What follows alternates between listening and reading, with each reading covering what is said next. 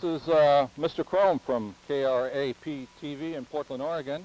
We have a rare chance to interview the Oricon gang. I'm outside in a rural place that I cannot disclose, and we may get a little road noise of some cars coming down the street or some birds in the sky. And so let's interview our guest here. And ladies and gentlemen, it's a pleasure to meet you. And sir, what is your name? My name is Pigfeet Dupree. Pigfeet, are you from Louisiana? No, I'm from Miami, Florida, but I grew up out in the Everglades. So people call me a Florida cracker. I see. And have you eaten alligator meat before? I killed more alligators than I killed reporters. Well, that's good to know. That's good to know. And is this your wife, Mr. Dupree? Yep, it is. It's Lulabelle. Lulabelle, how are you today? Just fine. She's bona fide, too. Bona fide? Bona fide, yeah. Bona fide? Yeah, she had a mommy and a daddy. Oh, I see. Well, it's a pleasure to meet you. And what is that you're holding in your hand, Lulabelle? My rifle. That looks mighty fancy for a young lady. It's mine. It's a squirrel gun, too. Oh, I see. And it can shoot reporters if they get too nosy. Oh, all right. And you, sir, is this your vehicle? It is. And I understand that you are one of those types of mechanics that can make a vehicle run much faster than the police cars. Is that true? That's absolutely right. But we never do have to outrun the police cars because they don't find any reason to chase us. Because you're law-abiding citizens. Absolutely. All right. Okay. And sir, what is your name, sir? My name's Frank. Frank. And are you from around here, Frank? You bet. Just down the road. I see you grew up and born and raised here. You bet. And you've been with your friends here for how long? Well, not long. Not long. Now, we've been hearing about I'm sure you've heard about the train robberies from Portland to San Francisco. There's been 2 so far, and some people are saying that it might be the Oricon gang. Do you have any comment on that? That's a total bald-faced lie. We didn't do it, and we can prove it, because we was all together, so he's my alibi. And is that true, Frank? Oh, you bet. I met him just the other day. Okay. Okay, guys, what do you think? I think it's time to get rid of this city slicker. Oh, I don't know. It looks like, how fast do you think he can run? maybe I should end this interview, and I want to thank you very much for talking to us. Okay, bye-bye.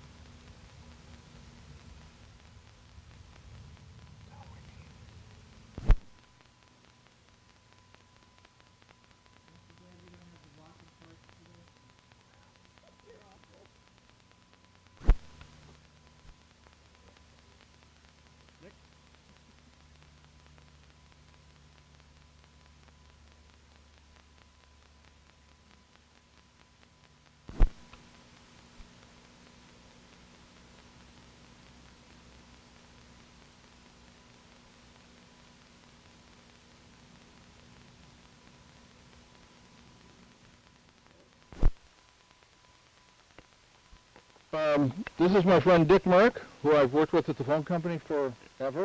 Long time. Yeah. And Dick, tell me about your car. This is a 1925 Ford Roadster. It's a Model T.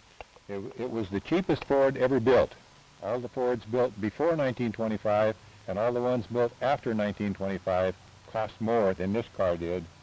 $260 at Dearborn, Michigan. Wow. It's a bit distinctive in that respect. Does it have a Uga horn? No, but it has a buzz horn. Oh, how about that one? Uh, That sounds like a bicycle, Dick. it probably is. Ah, One of the kids probably stuck that on there when I wasn't looking. I see. All right. Could you let us take a look under the hood? Of course. Is that a flathead? It's a flathead, four-cylinder inline engine with 20 horsepower. It doesn't have an oil system, doesn't have a pressure oil system, so the oil is just a makeshift system where the flywheel picks up the oil and dumps it into a little scoop that runs down a line up to the front of the engine, and then it works its way back again. It's very unreliable and not a very good oiling system. Does this engine heat up? They claim that Model Ts don't run well until they start to boil. This one has an aftermarket water pump on it, which did not come from the factory. Ford didn't put water pumps in the Model Ts. Makes this one run pretty good without overheating. The original ones tended to overheat all the time. Oh.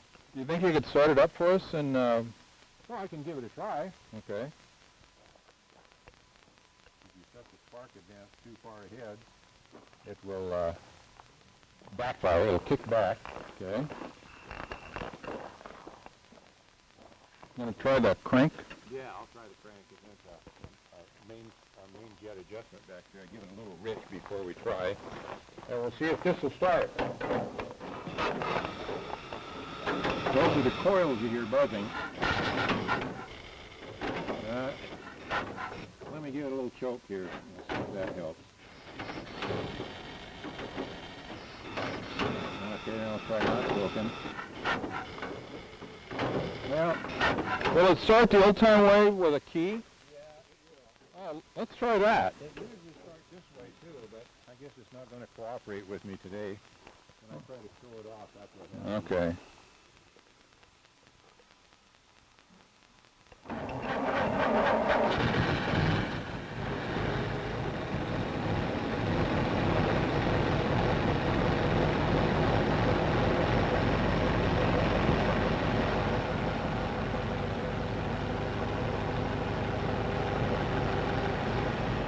Dick, you want to shut it and drive it around? Sure. Okay.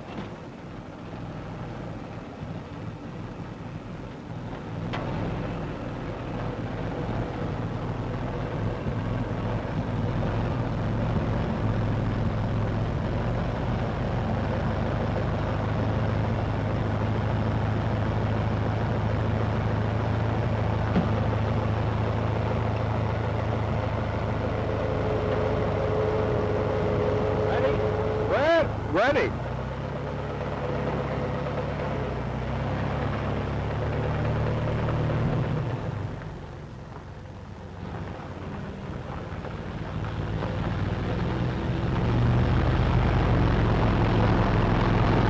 Do we have any film left? And I could ask.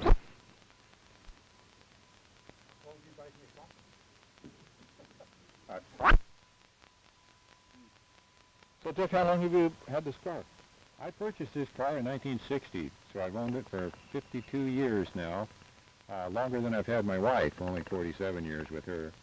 I paid $550 for the car, which is approximately twice what it cost brand new. Right now, I estimate its value to be between $6,000 and $10,000, depending on who wants it and how bad they want it. But it's worth way more than it was when I bought it, that's for sure. And have you done some work on it? Not really. I burned up the valves in it one time by running it with no water, so I had to take the engine out and have a valve job done and put new valves in, which was really an improvement because now it has stainless steel valves, which of course were unheard of back in the day. And it also has adjustable lifters now, which is a huge improvement over the original engines. Oh, well, that's great. So, well, it's been nice talking to you. Well, thank you very much.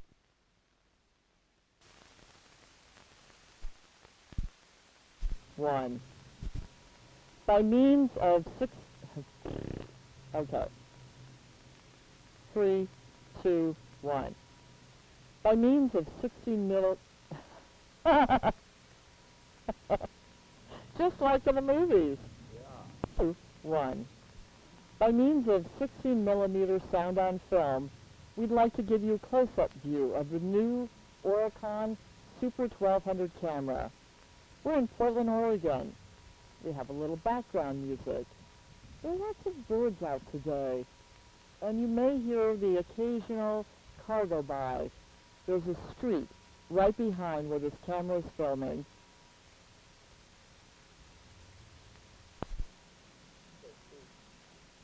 Three, two, one. By means of 16 millimeter sound on film, we'd like to give you a close-up view of the new Oricon Super 1200 camera. We're in Portland, Oregon. We have a little background music.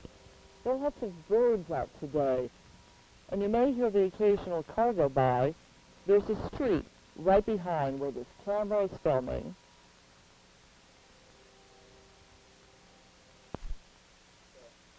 Three, two, one. By means of okay, retaking. 3, 2, 1. By means of 16 millimeter sound on film, we'd like to give you a close-up view of the new Oricon Super 1200 camera. We're in Portland, Oregon. We have a little background music. There are a lot of birds out today, and you may hear the occasional car go by. There's a street right behind where this camera is filming.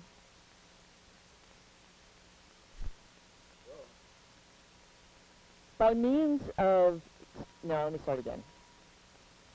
3, 2, 1. By means of 16 millimeter sound on film, we'd like to give you a close-up view of the new Oricon Super 1200 camera. We're here in Portland, Oregon. There's a pond behind us. This is not the Hollywood Hills.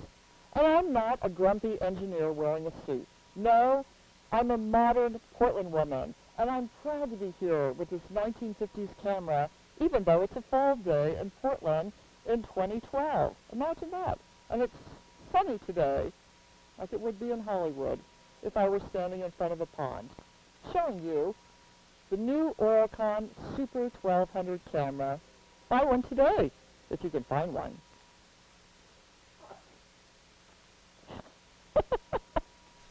I don't know.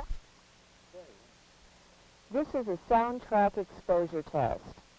Soundtrack exposure is 13.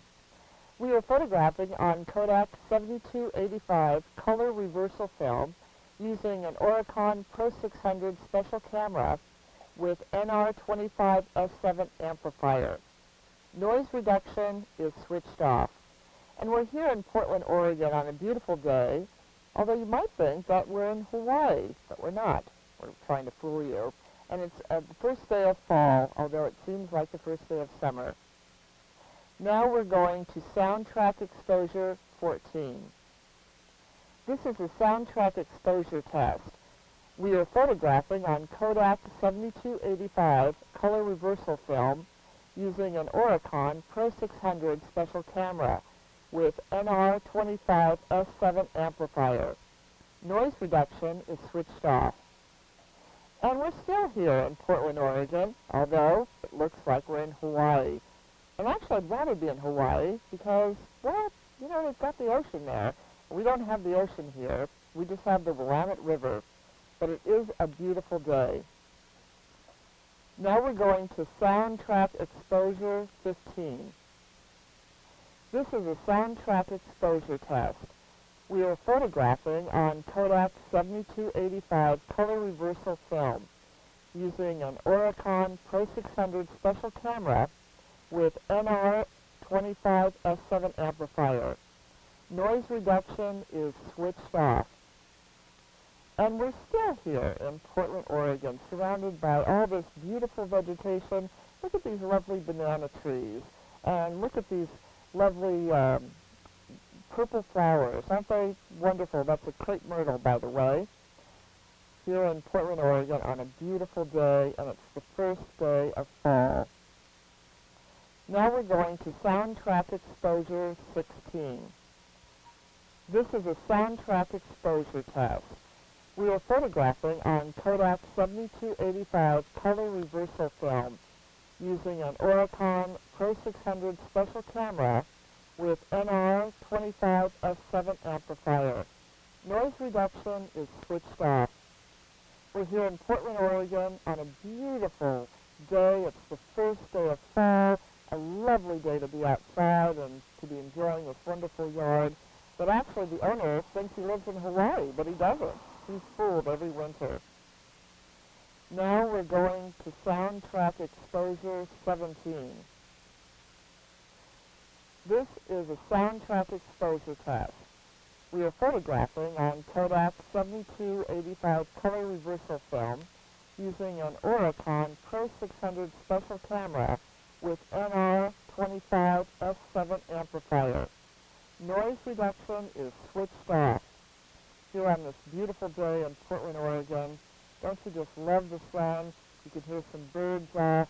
We have these wonderful banana trees, crepe myrtle. What's not to love about this day? And what's not to love about this exposure test?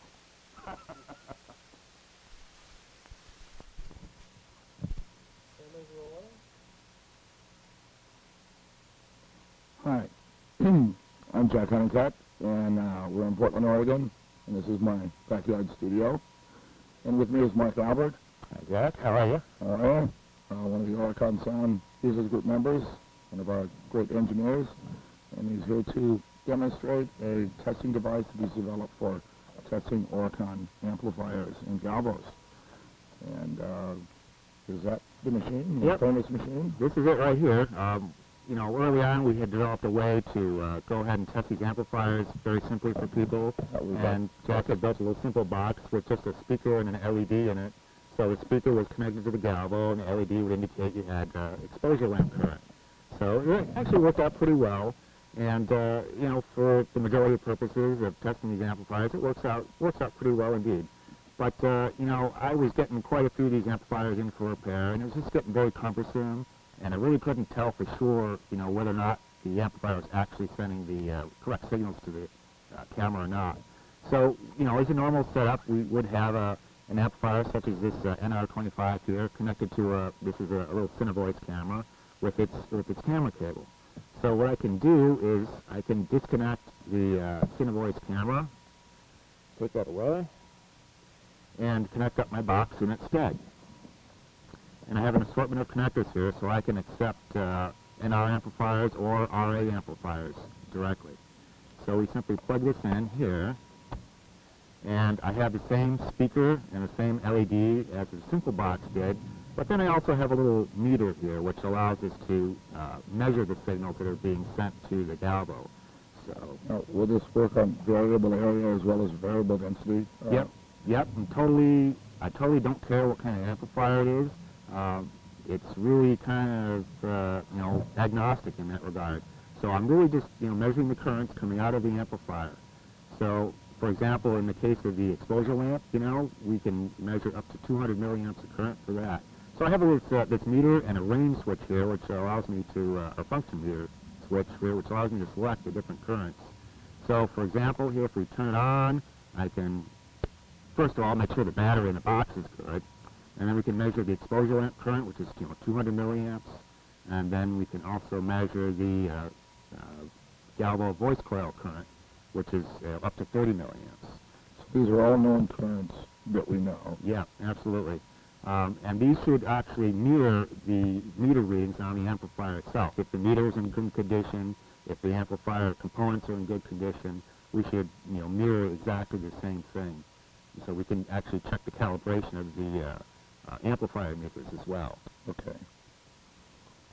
Well, that sounds good. So the other thing we have going on here is, as I said, I can receive other RA-type amplifiers. And, you know, this box has been under development for some time, so I really have to give a shout-out to Francis, who sent me a variable density amplifier to repair, and I kept it for much longer than I really should have. But he helped me develop this box, so thanks, Francis, for that. The other feature we also have here is a tone generator, which can then send a signal to the microphone or the phono input, and we can, test the audio circuits that way as well. Like a 1,000 cycle 0 or something. That's right, exactly. Okay. Okay. Is there any amplifier that you haven't been able to get your hands on that you'd like to test with that? There's quite a few. We haven't tested any really old ones. For example, maybe an NR22 would be good to have. Okay. This is an NR22. This is gray. Their first Oricon amp was an NR20. And then their last portable amplifier was the NR25, like this one right here. Well, thanks, Jack. Thanks for letting me use the studio. Appreciate it. Thank you, Mark.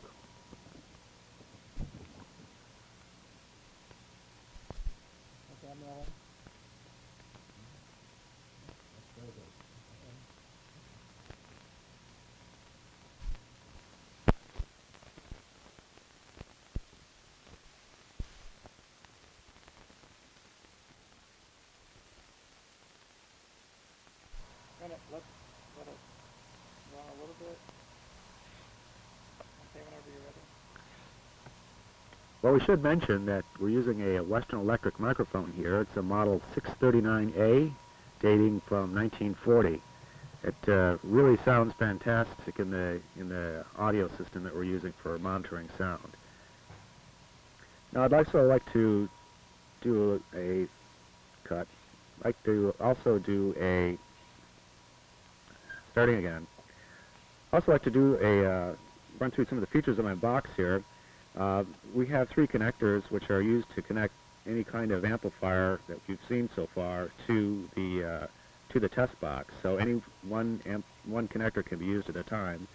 We have a test speaker, and we have an indicator light when we're receiving power from the exposure lamp circuit, the on-off switch, which we can use to test the internal battery of the box, which is working fine. Then the meter function switch here then can also measure the exposure lamp current, and we can measure the noise reduction galvo current and also the voice coil galvo current. Then we have a switch here for turning the speaker on and off. When we have the speaker on, then of course we can hear a sound from the galvo. But to make sure we have accurate meter readings, we turn this off, and that replaces a dummy test load, which more closely matches the galvo in circuit. Then over here I have my audio output for the test tone generator and a switch to select between mic and line level audio. This allows me to use this one connector to feed both the microphone and phono inputs.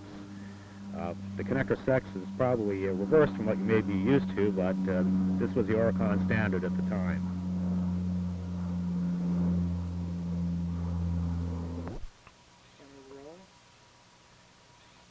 Well, here's a nice shot of one of the earliest amplifiers that we've seen. This is the RA22. The first amplifier that we know of is the RA20, which is very similar to this. And you may recognize many of the features on here as being similar to the RA31. So same kind of feature set, same meters, kind of a battleship gray color. And we have 2-pin Jones connectors for the audio inputs and a 4-pin Jones connector for the output. As you can see here.